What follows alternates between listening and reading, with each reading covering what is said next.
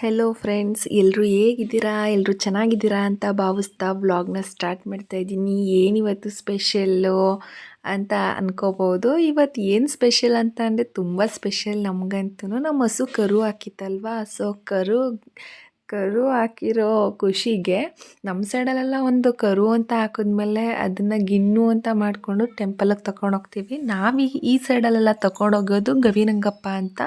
So ಗವಿರಂಗಪ್ಪಂಗೆ ಅಂತ ನಾವು ಏನು ಪ್ರಸಾದ ಮಾಡ್ತೀವಿ ಆ ರೆಸಿಪಿನ ಇವಾಗ ನಿಮ್ಮ ಜೊತೆ ಶೇರ್ ಮಾಡ್ಕೋತಾ ಇದ್ದೀನಿ. ಇದಕ್ಕೆ ಮೇಯ್ನ್ ಬೇಕಾಗಿರೋದು ಕಾಯಿ ತುರಿ ಮತ್ತು ಹುರ್ಗಡ್ಲೆ, ಬೆಲ್ಲ, ಅವಲಕ್ಕಿ, ಏಲಕ್ಕಿ ಇದ್ದರೆ ಕಡಲೆಪುರಿ ಇಷ್ಟಿದ್ರೆ ಸಾಕು. ಈ ರೆಸಿಪಿ ಅಂತೂ ತುಂಬ ಚೆನ್ನಾಗಿರುತ್ತೆ. ಒಂದು ಸಲನಾದರೂ ನೀವು ಟ್ರೈ ಮಾಡಲೇಬೇಕು. ಮೊದಲು ಒಂದು ಮಿಕ್ಸಿ ಜಾರಲ್ಲಿ ಹುರ್ಗಡ್ಲೆ ಇರುತ್ತಲ್ಲ ಅದನ್ನು ಚೆನ್ನಾಗಿ ಪುಡಿ ಮಾಡ್ಕೋಬೇಕು. ನಾನಿಲ್ಲಿ ಏಲಕ್ಕಿನೂ ಸೇರಿಸ್ಕೊತಾ ಇದ್ದೀನಿ. ಏಲಕ್ಕಿನೂ ಹಾಕಿ ಚೆನ್ನಾಗಿ ಪುಡಿ ಮಾಡ್ಕೊಳ್ಳೋಣ. ಪುಡಿ ಸ್ವಲ್ಪ ಈ ಥರ ದಪ್ಪಗಿದ್ರೆ ಸಾಕು. ನೆಕ್ಸ್ಟ್ ನಾವು ಇದಕ್ಕೆ ಗಿಣ್ಣಾಲು ಅಂತ ಅಂದರೆ ನಿಮಗೆಲ್ಲ ಗೊತ್ತು ಅಲ್ವಾ, ಹಾಲು ಕಾಯೋದಕ್ಕೆ ಅಂತ ಬಿಟ್ಟಿದ ತಕ್ಷಣವೇ ಒಡೆದೋಗುತ್ತೆ. ಬಟ್ ನಾವು ಆ ಒಡೆದೋದ್ರೂ ಇದು ಒಡಕ್ಲು ಗಿಣ್ಣು ಅಂತಲೂ ಒಬ್ಬೊಬ್ಬರು ಹೇಳ್ತಾರೆ, ಗೊತ್ತಿಲ್ಲ, ಒಂದೊಂದು ಸೈಡಲ್ಲಿ ಒಂದೊಂದು ಥರ ಹೇಳ್ತಾರೆ. ಈ ಹಾಲನ್ನ ನಾವು ಚೆನ್ನಾಗಿ ಕುದಿಸ್ಬೇಕು. ಅಲ್ಲಿರೋ ನೀರು ಏನಿರುತ್ತೆ ಆ ನೀರು ಚೆನ್ನಾಗಿ ಇಂಗಬೇಕು. ಮೇಯ್ನ್ ಏನಂತ ಅಂದರೆ ಈ ಗಿಣ್ಣು ಮಾಡೋದಕ್ಕೆ ತುಂಬ ಪೇಷನ್ಸ್ ಇರಬೇಕು. ಚೆನ್ನಾಗಿ ಆ ನೀರೆಲ್ಲ ಇಂಗಬೇಕು. ಇಲ್ಲ ಅಂತ ಅಂದರೆ ಗಿಣ್ಣು ಸ್ಮೆಲ್ ಬಂದುಬಿಡುತ್ತೆ. ಚೆನ್ನಾಗಿ ನೀರೆಲ್ಲ ಇಂಗಾದ್ಮೇಲೆ ನಾವು ಇದಕ್ಕೆ ಕಾಯಿ ತುರಿ ಮತ್ತು ಬೆಲ್ಲನ ನಾನು ಚೆನ್ನಾಗಿ ನೀಟಾಗಿ ಸೋರಿಸ್ತಾ ಇದ್ದೀನಿ ನೋಡಿ. ಈ ಥರ ಬೆಲ್ಲ, ಕಾಯಿ ತುರಿ ಎಲ್ಲ ಹಾಕಿ ಚೆನ್ನಾಗಿ ಕುದಿಸಿದ್ಮೇಲೆ ಇದಕ್ಕೆ ನಾವು ಅವಲಕ್ಕಿ ಇರುತ್ತಲ್ಲ, ಅವಲಕ್ಕಿ ಹಾಕ್ಕೊಂಡು ಚೆನ್ನಾಗಿ ಇದನ್ನು ಒಂದು 2 ಕುದಿ ಬರೋ ತನಕ ಚೆನ್ನಾಗಿ ಈ ಥರ ತಿರುಗಬೇಕು. ಇಲ್ಲ ಅಂತಂದರೆ ತಿರುಗ್ತಾ ಇಲ್ಲ ಅಂತ ಅಂದರೆ ಅದು ಸೀದೋದಂಗೆ ಆಗುತ್ತೆ. ಸೊ ಚೆನ್ನಾಗಿ ತಿರುಗಾದ್ಮೇಲೆ ನಾವು ಏನು ಹುರ್ಗಡ್ಲೆನ ಪುಡಿ ಮಾಡ್ಕೊಂಡಿದ್ದೋ ಆ ಪುಡಿನ ಇದಕ್ಕೆ ಆ್ಯಡ್ ಮಾಡ್ತಾಯಿದ್ದೀನಿ. ಇದನ್ನು ಚೆನ್ನಾಗಿ ಕುದಿಸಿದ್ಮೇಲೆ ನಿಜವಾಗ್ಲೂ ಫ್ರೆಂಡ್ಸ್ ತುಂಬ ಚೆನ್ನಾಗಿರುತ್ತೆ ಈ ಗಿಣ್ಣಂತೂ.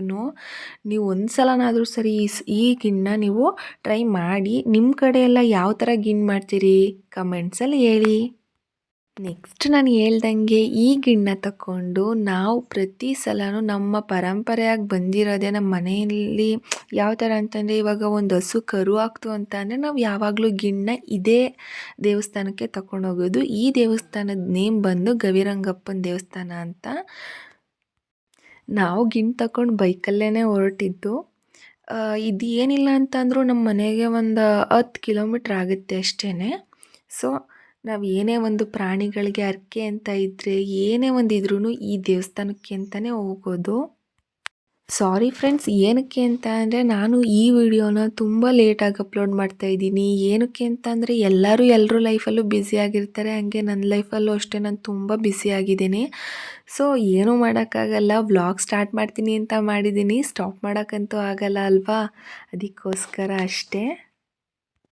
ನಾವು ಹೋಗಿದ್ದ ದಿನ ಅಂತೂ ಒಂದು ಪೂಜೆ ಇತ್ತು ಅನಿಸುತ್ತೆ, ಜಾತ್ರೆನೂ ಇತ್ತು. ಸೊ ಜಾತ್ರೆನೂ ನೋಡ್ದಂಗೆ ನಾವು ಅನ್ಎಕ್ಸ್ಪೆಕ್ಟೆಡು ಜಾತ್ರೆ ಇರುತ್ತೆ ಅಂತ.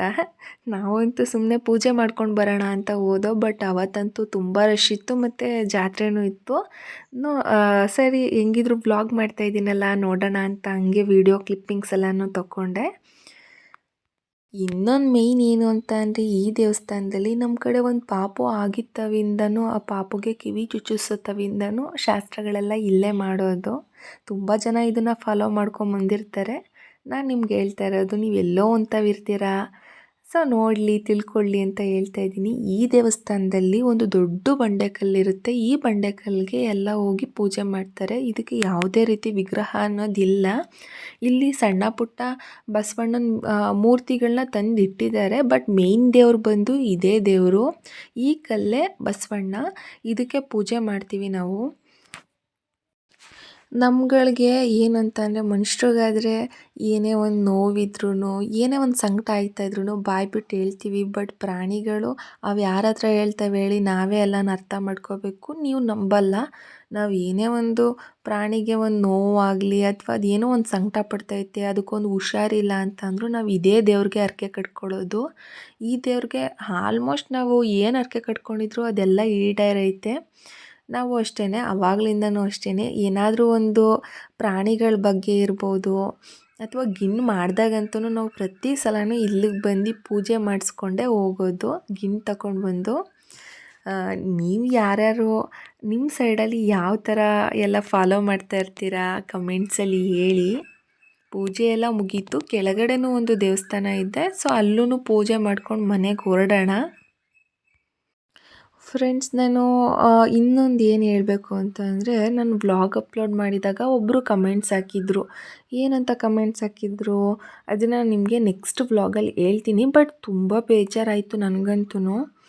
ಏನಕ್ಕೆ ಈ ಥರ ಜನಗಳು ಅನ್ನೋದು ನಂಗೆ ಗೊತ್ತಿಲ್ಲ. ನೋಡಿದ್ರೆ ಒಂದು ಸಬ್ಸ್ಕ್ರೈಬ್ ಅಂತೂ ಮಾಡ್ಕೊಳ್ಳಲ್ಲ, ಏನೋ ಇವರಿಂದನೇ ನಾವು ಇದು ಅನ್ನೋ ಥರ ಮಾತಾಡ್ತಾರೆ. ಅದು ತುಂಬ ಬೇಜಾರಾಗುತ್ತೆ ಫ್ರೆಂಡ್ಸ್, ಹೇಳೋಕ್ಕಾಗಲ್ಲ.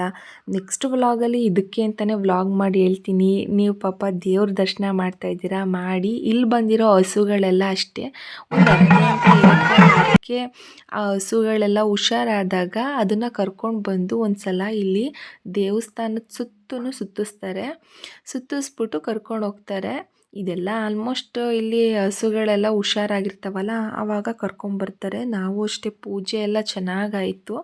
ಸೊ ಮನೆಗೆ ಅಂತ ಹೊರಡ್ತೀನಿ. ನಂದು ಏನೇ ಒಂದು ಇದ್ರೂ ನಾನು ನಿಮ್ಮ ಹತ್ರ ಶೇರ್ ಮಾಡ್ತೀನಿ. ಸೊ ನೆಕ್ಸ್ಟ್ ವ್ಲಾಗಲ್ಲಿ ನಿಮ್ಮ ಹತ್ರ ಎಲ್ಲ ವಿಷಯಗಳನ್ನೂ ನಾನು ಶೇರ್ ಮಾಡ್ಕೋತೀನಿ. ವಿಡಿಯೋ ಇಷ್ಟ ಆಗಿದರೆ ಲೈಕ್ ಮಾಡಿ, ಕಮೆಂಟ್ಸ್ ಮಾಡಿ, ಶೇರ್ ಮಾಡಿ. ಮೇಯ್ನಾಗಿ ನಿಮ್ಮ ಸಪೋರ್ಟ್ ಇರಬೇಕು. ಪ್ಲೀಸ್ ಸಬ್ಸ್ಕ್ರೈಬ್ ಮಾಡಿ, ನಮಗೂ ಕೂಡ ಒಂದು ಖುಷಿ